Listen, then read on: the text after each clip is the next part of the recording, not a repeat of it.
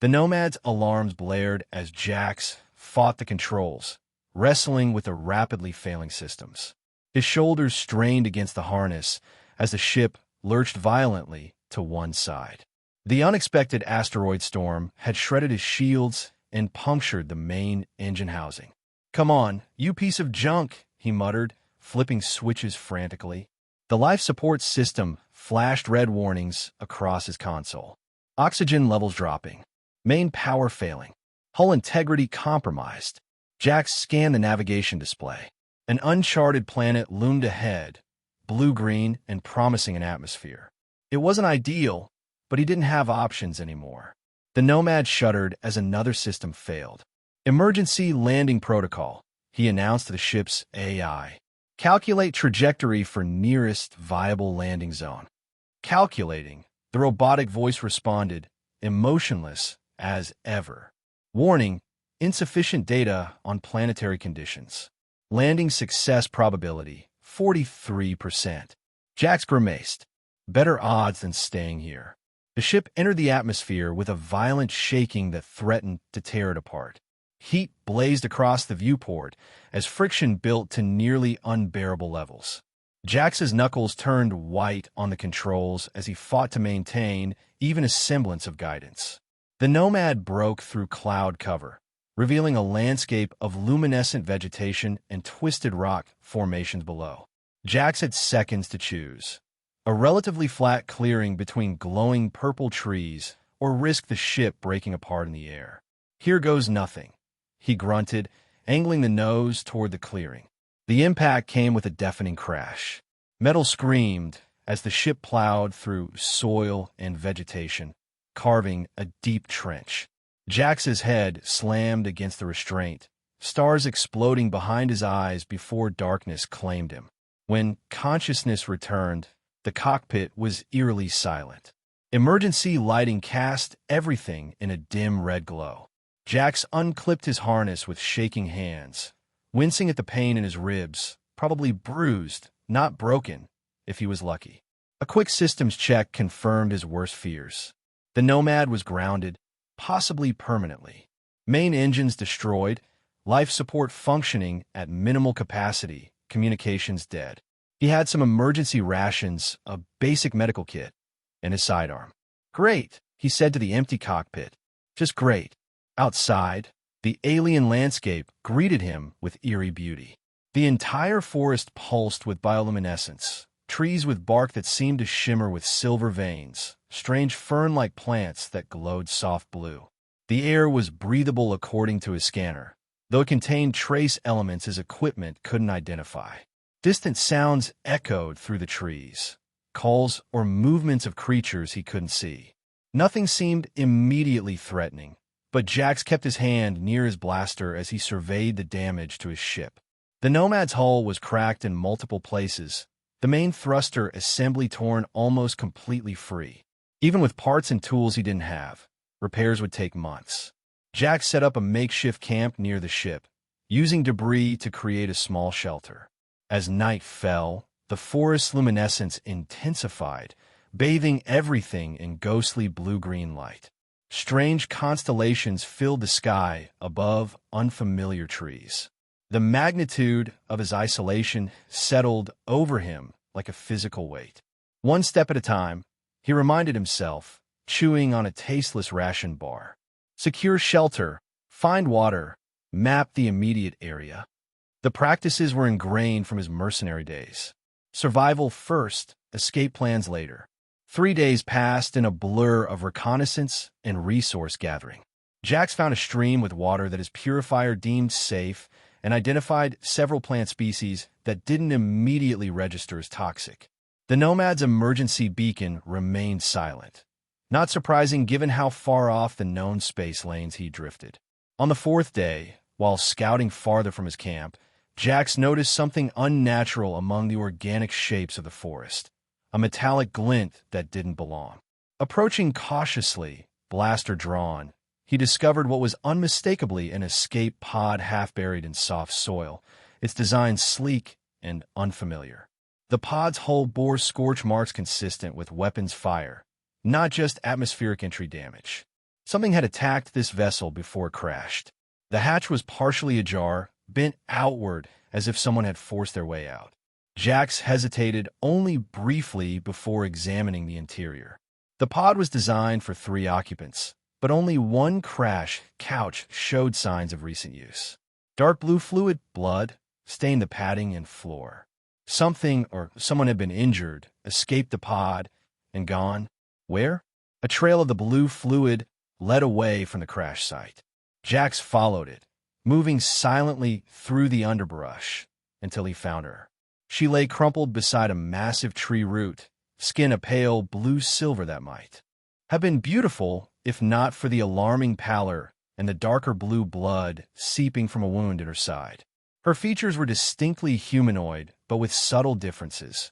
High cheekbones sharper than any human's, slightly pointed ears, and a pattern of natural silver markings that seemed to flow across her exposed skin like constellations. Jax knelt beside her, checking for signs of life. She was breathing, but barely, her pulse faint beneath his fingers.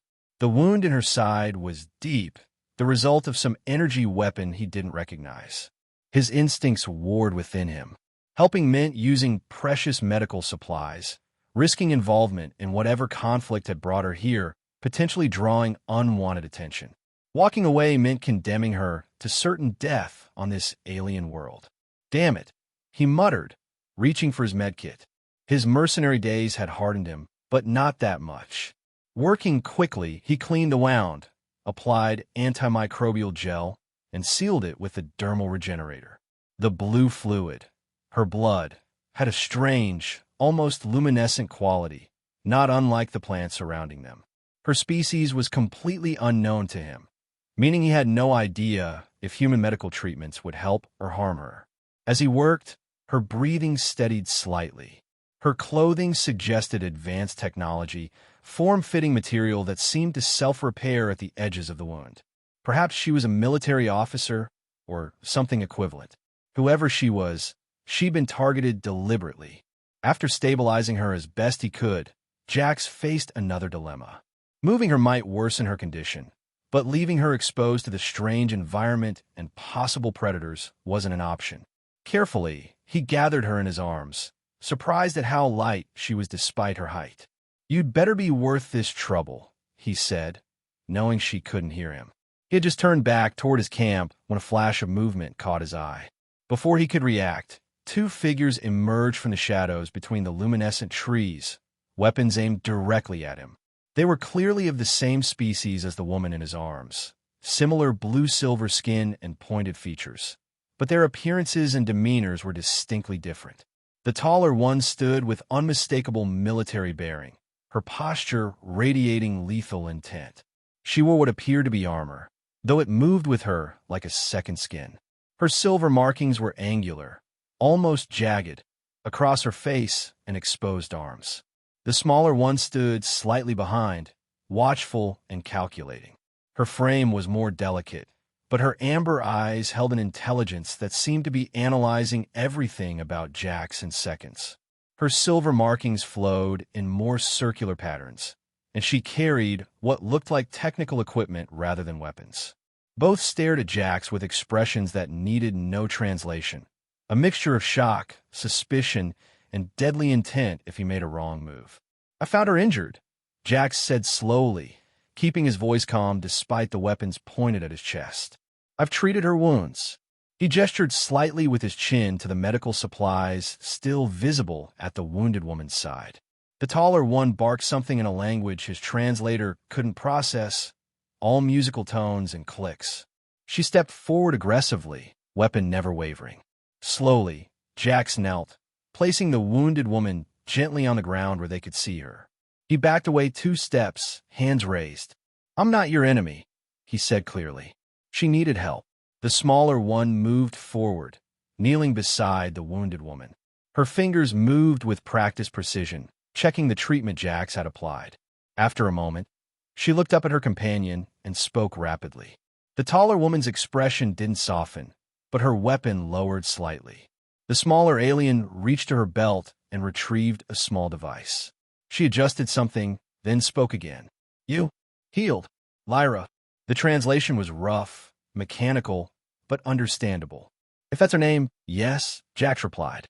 I found her escape pod, followed her blood trail, and treated her injury.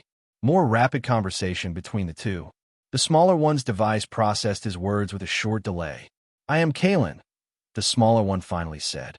She, pointing to the unconscious woman, is Lyra. This, gesturing to the taller woman, is Seraphina. The names were clearly approximations his translator could handle. I am Dox. My ship crashed here a few days ago. Kalen nodded, then spoke to Seraphina again. Whatever she said made the taller woman's eyes widen. Seraphina responded harshly, gesturing at Jax with obvious displeasure. Is there somewhere safer we can take her? Jax asked, nodding toward Lyra. My camp isn't far. Kalen translated. After apparent reluctance, Seraphina nodded once, sharply. She moved to lift Lyra herself, clearly unwilling to let Jax touch her again. As she gathered her unconscious sister, Kalen approached Jax. We accept temporary alliance, she said carefully through the translator. For survival. Practical, Jax replied with a nod. Follow me. The journey back to camp was tense. Seraphina carried Lyra with surprising strength, while Kalen and Jax flanked them, alert for dangers. At the camp, Seraphina lowered Lyra onto the makeshift bed Jax had constructed, then positioned herself protectively nearby, her gaze never leaving Jax for long. Kalen examined the camp with evident curiosity, particularly the remains of the nomad. She ran her fingers over the hull, studied the equipment Jax had salvaged, and seemed to be making mental calculations. Your ship, beyond repair? She asked. Without proper facilities and parts, yes, Jax admitted. Yours? Kalen's expression darkened. Destroyed. Escape pod? Only option. She glanced at Seraphina, then added, hunted. Jax had suspected as much. By whom? Before Kalen could answer, a soft moan came from Lyra. All three turned toward her. Her eyes fluttered open, a striking amber color with flecks of gold, similar to Kalen's, but somehow more intense. She blinked in confusion, gaze moving from her sisters to Jax, then back again. Seraphina was instantly at her side, speaking rapidly. Lyra responded weakly, her voice melodic even when strained. Kalen joined them, the three speaking in their native language while Jax stood awkwardly aside, feeling like an intruder. Finally, Lyra turned her gaze to him. Unlike Seraphina's hostility or Kalen's cautious curiosity, her eyes held a mixture of gratitude and something else, recognition, perhaps, or significance he didn't understand. You saved me, she said, her translator device rendering her words more smoothly than Kalen's had. Applied medicine to my wound. You needed help, Jax replied simply. I had supplies. Lyra exchanged a look with Kalen that seemed meaningful. Seraphina stiffened, her posture becoming even more rigid. You touched my blood, Lyra continued. Used your hands to close the wound. Jax frowned. Yes, the dermal regenerator needed direct application. Is that a problem? Another exchange of looks between the sisters. Seraphina stood abruptly, stalking to the edge of the camp, her back to them. Kalen's expression was unreadable, but her eyes never left Jax's face. Lyra pushed herself to a sitting position despite her injury. Among our people, the Xylosians, there's a biological connection that forms when one being saves another from mortal injury, particularly when blood contact is involved. We call it the life bond. Jax's frown deepened. What kind of connection? A permanent one, Lyra said simply. You are now connected to me, biologically, neurologically, spiritually by our traditions.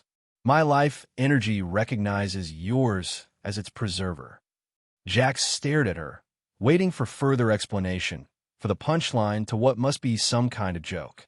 When none came, he laughed nervously. Look, I just patch you up. No mystical connections involved. Kalen stepped forward. It is not mystical. It is biological fact for our species. It evolved as a survival mechanism thousands of years ago. And what exactly does this connection entail? Jax asked, a sinking feeling in his stomach. Lyra met his gaze steadily. In our culture and biology, you would be considered my bonded partner, my life mate. Jax took a step back. I didn't agree to that. I just provided medical attention. Intent is irrelevant to biology, Kalen explained. The reaction occurs regardless. Jax ran a hand through his hair, struggling to process this revelation. Fine. Strange alien biology. I saved you. We're connected somehow. We can deal with that later. Right now, survival takes priority. Lyra and Kalen exchange another look. Serafina remained with her back turned, tension visible in every line of her body. There is more, Lyra said hesitantly. Of course there was. Jax waited, already knowing he wouldn't like what came next. We are trilateral siblings, a rare biological occurrence among our people. Our life forces are intertwined from birth. A bond with one extends to all three, Kalen finished when Lyra hesitated. Jax stared at them in disbelief. You're saying that because I save her life, I'm somehow bonded not just to her, but to all of you? As what exactly? Serafina spun around, speaking rapidly and angrily. Lyra responded calmly but firmly. In our culture, Lyra explained, turning back to Jax, you would be considered life mate to us all. Partner, protector, protected. Jax laughed, a sharp sound with no humor. This is insane. I don't even know you.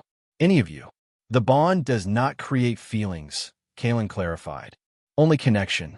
Biological synchronicity. The bond can be many things. Partnership, alliance, family. Or nothing. Serafina suddenly interjected, her translator rendering her words with harsh clarity. It could be ignored. Denied. She fixed Jax with a challenging stare. Look, Jax said, trying to be reasonable. I understand you have your customs and biology, but I'm not part of your species or culture. Right now, we need to focus on survival. Clean water, safe food, better shelter. We can sort out whatever this is later. Lyra nodded, seeming relieved at his practical response. Yes, survival first. A distant rumble interrupted them, like thunder but not quite right. The ground trembled slightly beneath them. Kalen moved quickly to what Jax now recognized as a scanner. Electromagnetic storm, she announced. Severe. Coming fast. Is that normal for this planet? Jax asked, already moving to secure loose equipment. Unknown, Lyra replied, but dangerous for all technology. Serafina barked orders in their native language, moving with military efficiency to gather essentials. Jax followed suit, prioritizing water purifiers and medical supplies. Inside the ship, he directed, the hull will provide some protection. Within minutes, the sky darkened ominously. Strange energy patterns crackled across the clouds, not lightning, but something similar. The air itself felt charged, raising the hair on Jax's arms. They barely made it into the relative safety of the Nomad's cabin when the storm hit full force. The world outside was consumed by whirling energy and deafening sound. Every electronic device sparked and died despite their shelter. In the cramped space of the cockpit, Jax found himself pressed against Kalen, who flinched as a particularly loud crack shook the ship. In the strange, pulsing light that filtered through the viewport, he saw Lyra reach out to steady herself, gripping his arm. The moment her fingers touched his skin, a jolt like static electricity, but warmer, deeper, passed between them. Lyra's eyes widened, meeting his in the semi-darkness. Jax felt something impossible, an echo of her pain from the wound in her side, a shadow of her concern for her sisters. For just a moment, he experienced her emotions as clearly as his own. The storm raged for hours, trapping them in uncomfortable proximity. When it finally passed, leaving an eerie silence in its wake, none of them mentioned the strange connection that had momentarily flared. But Jax caught Serafina watching him with new wariness, as if she had somehow sensed it too. In the days that followed, necessity forced cooperation. Their immediate environment offered both resources and threats that required all their skills to navigate. Jax's practical survival experience complemented Seraphina's tactical awareness. Kalen revealed an almost supernatural ability to identify safe plants and sense approaching predators before they appeared. Lyra proved to be a natural leader, mediating tensions and making decisions that balanced immediate needs with long-term planning. Water came from the stream Jax had found, filtered through both his technology and a strange crystalline substance Kalen produced from her supplies. Food was more challenging. Xylosian dietary needs differed from human ones, but they discovered several plant species that satisfied both metabolisms. Shelter expanded from Jax's original camp to a more defensible position among the massive roots of an ancient tree.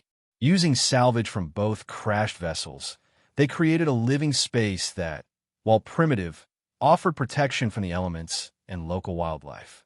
Throughout it all, the life bond remained an undiscussed undercurrent.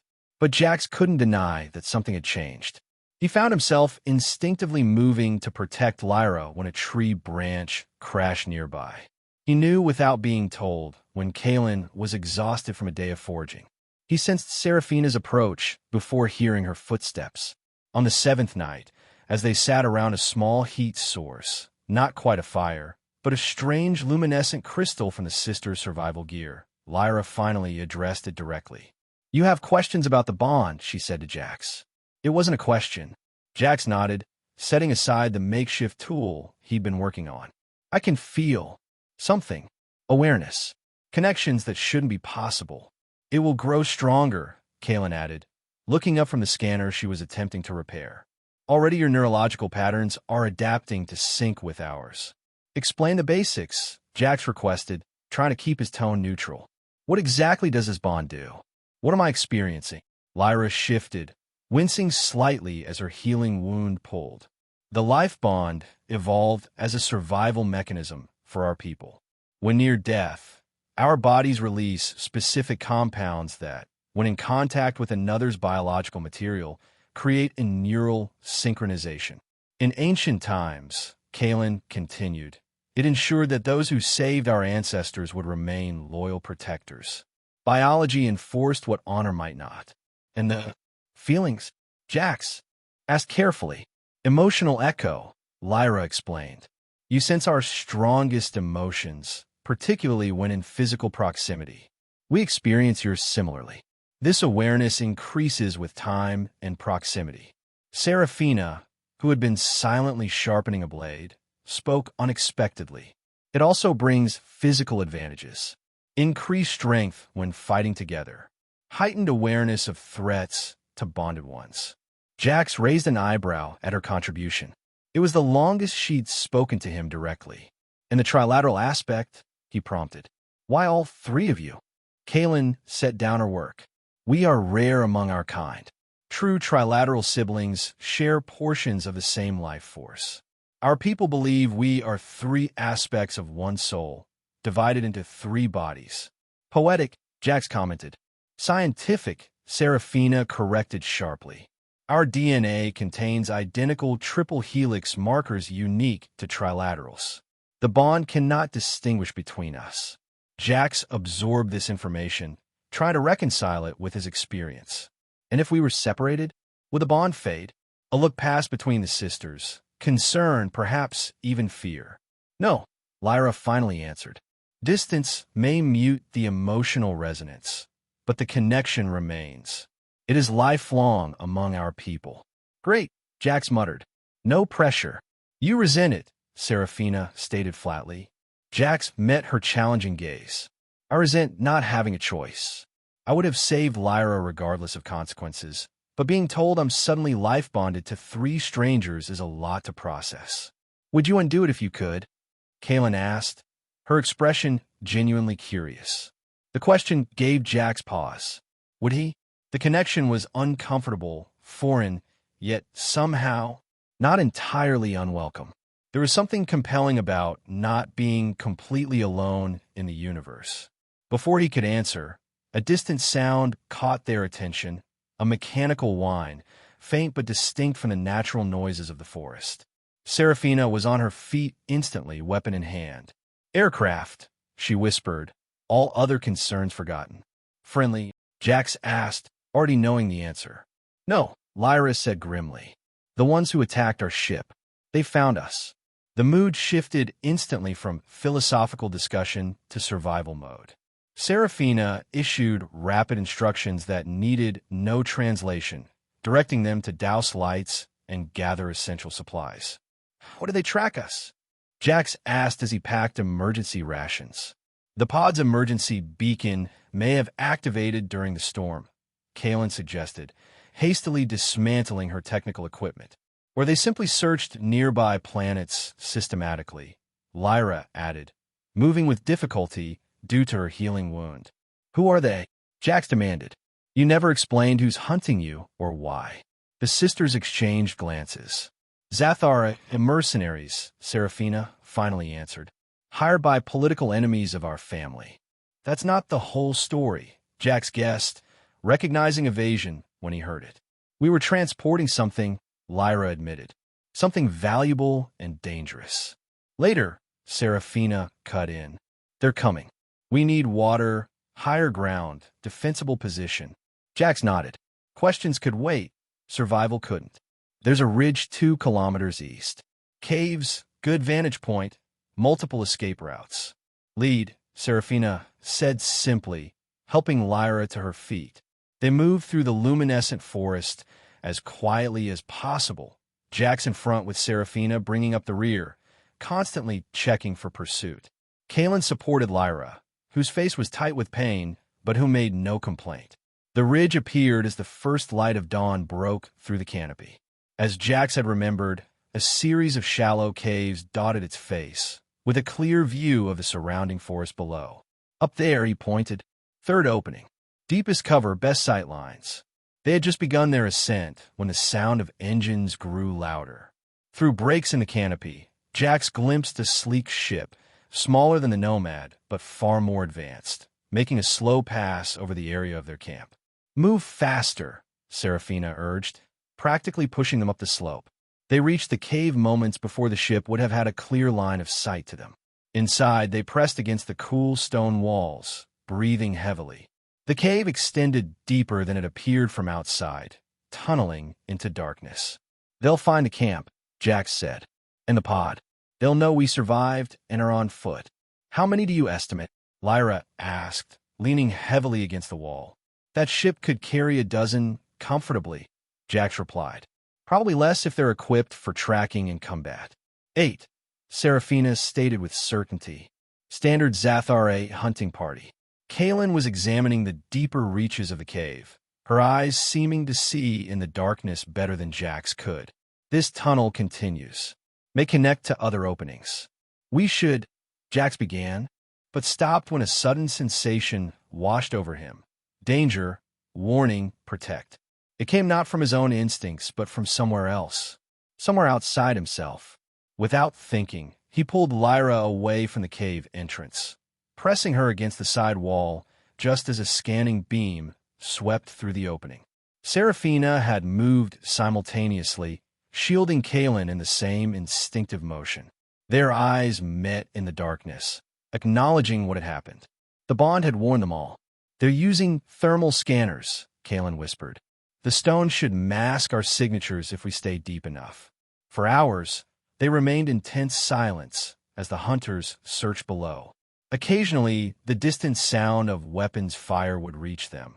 The mercenaries shooting at wildlife, perhaps, or simply demonstrating their firepower.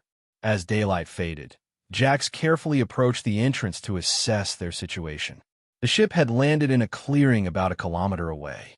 He could make out figures moving methodically through the forest, sweeping in a standard search pattern that would eventually include the ridge. He returned to the others, who had ventured deeper into the tunnel system. They're being thorough, probably have equipment that can track the unique signatures of Xylosian biology. We need to either keep moving through these tunnels or prepare to fight.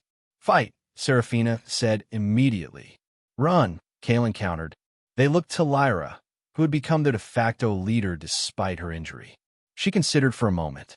We prepare for both, she decided. Set traps along this tunnel. Find where it exits, create options.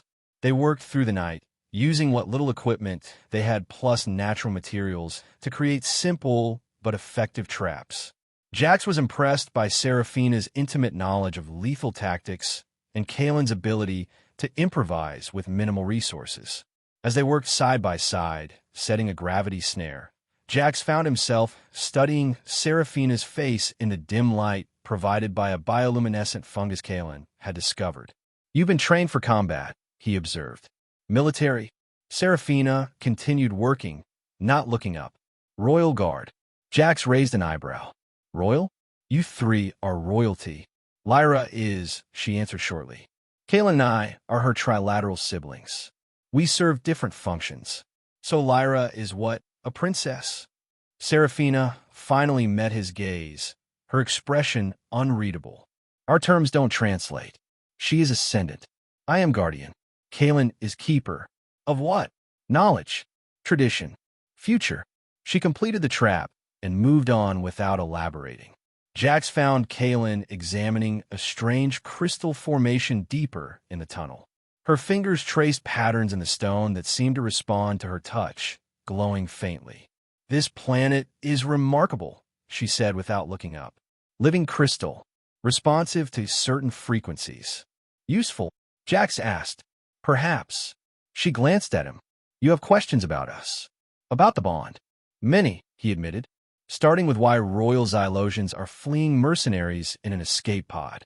Kalen's fingers stilled on the crystal. "Civil conflict. Lyra's ascension was contested. We carried something that could end the dispute." "What?" "The Triad Key," she replied. "An artifact of immense cultural and practical value. It's hidden now, safe, but they believe we still carry it." "And what does it do, this key?" Kalen hesitated. "It activates forgotten technology. Technology that could shift the balance of power in our region of space." "Weapons." "Energy," she corrected. "But energy can become weapons in the wrong hands." Their conversation was interrupted by Lyra's call from further down the tunnel. They found her and Serafina in a large chamber where several tunnel branches converged. Natural light filtered in from cracks in the ceiling, revealing a space large enough to move freely. "I found a tunnel that leads to the far side of the ridge," Lyra reported. "Away from her search pattern, at least for now." "Good," Jax nodded. "We should—" A distant explosion cut him off. The tunnel shook, dust and small stones raining down. Serafina was moving instantly, weapon ready. "They found the entrance," she stated. "Used explosives to collapse it, force us deeper. Trying to flush us out the other side." Jax agreed. "Where they'll be waiting." "Options?" Lyra asked, her voice calm despite the dire situation. Jax considered. "They have superior numbers and weapons. But we have knowledge of these tunnels now, and the bond seems to give us some tactical advantages." "It does more than that," Kalen said thoughtfully. "If we fully embrace it."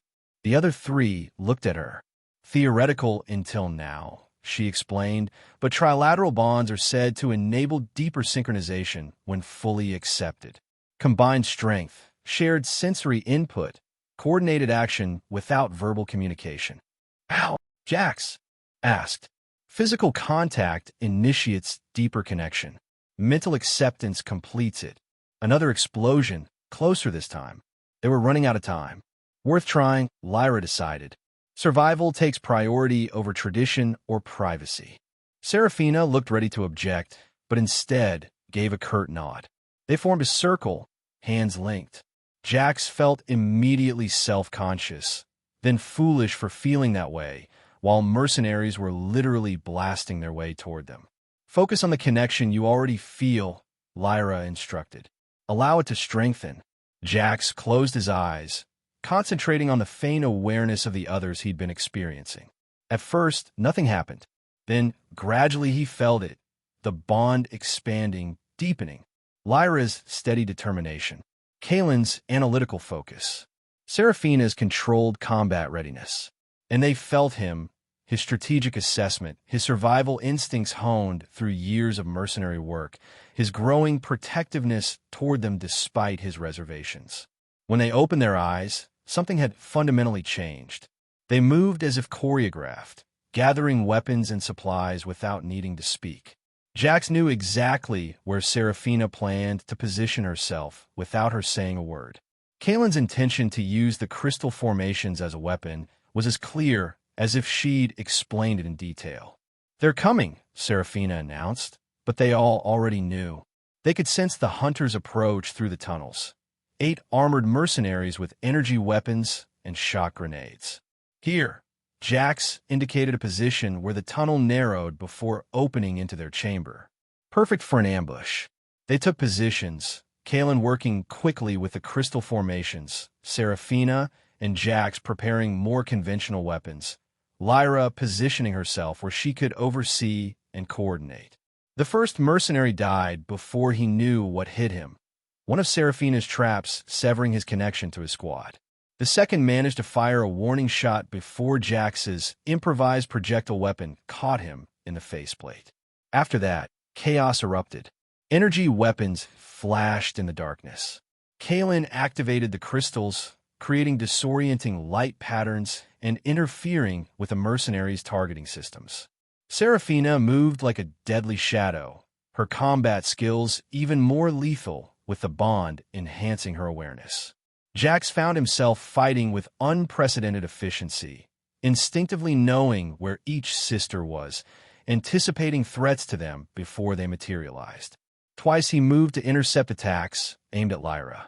Once, without even seeing it happen, he knew Kalen was cornered and changed position to create an escape route for her. The mercenaries, despite their superior weaponry, were unprepared for the coordination of their targets. Fell quickly.